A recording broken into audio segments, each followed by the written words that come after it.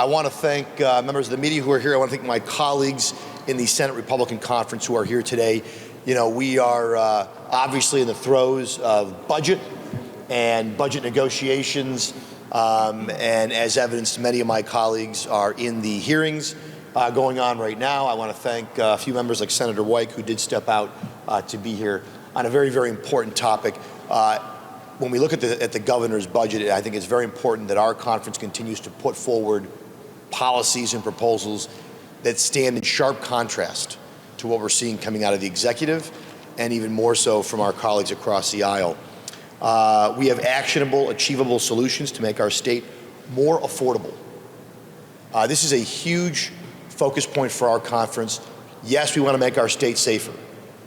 Yes, we want to make our state stronger. And we want to make our state more free, but we want to make our state more affordable. And that might, in some ways, I don't want to say it's the most important, but it seems to be the least talked about by our colleagues across the aisle here. In fact, our colleagues across the aisle last year, when they were voting themselves a raise, said, we have to increase the pay because the state's not affordable. And apparently they forgot that they are a part of the reason why New York State is so unaffordable. Our conference has not forgotten that, and we continue to put forward proposals to make the state more affordable for working New Yorkers.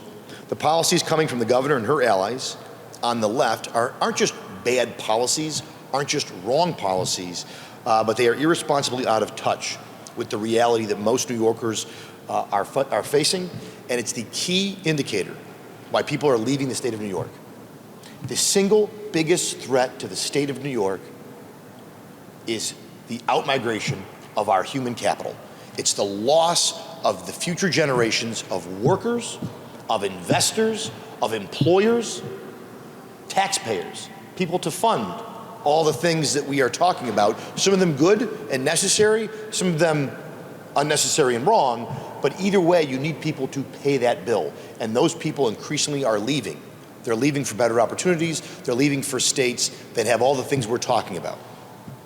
Some of the executive budget proposals that Governor Hochul has put forward that would exacerbate New York State's unaffordability: eliminating the enhanced Medicaid payments to local governments, which would create enormous pressure to increase local property taxes. This is going to have an absolutely horrendous impact. It's going to blow holes in almost every county budget out there. And I'm not hearing enough about this from some of our county executives, particularly the Democratic side of the aisle. I know other county executives like County Executive Bruce Blakeman and others have been hammering away at this. County legislators, I know I've heard from, this is going to be a real problem, and this will increase, or this will result in, if it goes through, either cuts in local services or increase in property taxes. Increasing unemployment insurance taxes on already struggling small businesses and farms. You're going to hear from Senator Borrello on that, our ranker on ag, and someone who knows about the impact and the increases on small business from the unemployment insurance fund as it is. Further increasing payroll taxes in the MTA region. This one has to be, I can't believe that we're going to talk about further increasing MTA payroll taxes. The MTA has more money and continues to mismanage it. Does anyone actually think that that's the issue, that it's about pure dollars? No, of course not. I can tell you that the idea that businesses in that region, and not just businesses, employees, because that's who ends up paying it, it comes out of their paycheck, more money going to a completely mismanaged, financially unaccountable organization like the MTA. Siphoning off hundreds of millions of dollars in state money into New York City to pay for the settlement of illegal immigrants. I know the mayor is here today to talk about that issue. And I want people to understand, while hundreds of thousands of middle-class families are struggling to afford everyday necessities, the Democrats, led by Governor Hochul, are prioritizing $300 million for individuals who are not citizens of the United States. I think about homeless veterans who have fought for this country, who represent every ethnicity, every background, every gender, but we're not even talking about that.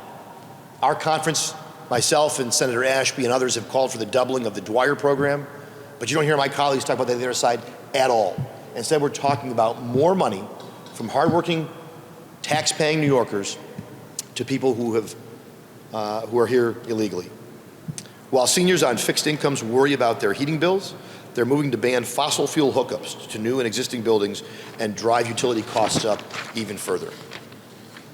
In contrast to our conference, which you're going to hear from, we want to put money back into the pockets of taxpayers and make our state affordable once again, as families continue to struggle with rising costs due to record high inflation. Eliminate costly unfunded mandates that drive up local property taxes.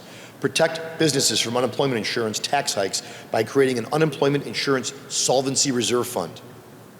And repealing the interest assessment surcharge, which is the assessment on businesses to pay back the UI trust fund's deficit, which the state of New York could do something about, like 33 other states have, and yet we have not. Repealing congestion pricing, which is a tax on people, the few people who are going into the city of New York to go back to work. This is a tax on those folks. Providing relief from heating costs geared toward middle-class families. These are only a few of key solutions that will help make New York more affordable, and my colleagues here today will outline and go into more specifics on some of these proposals.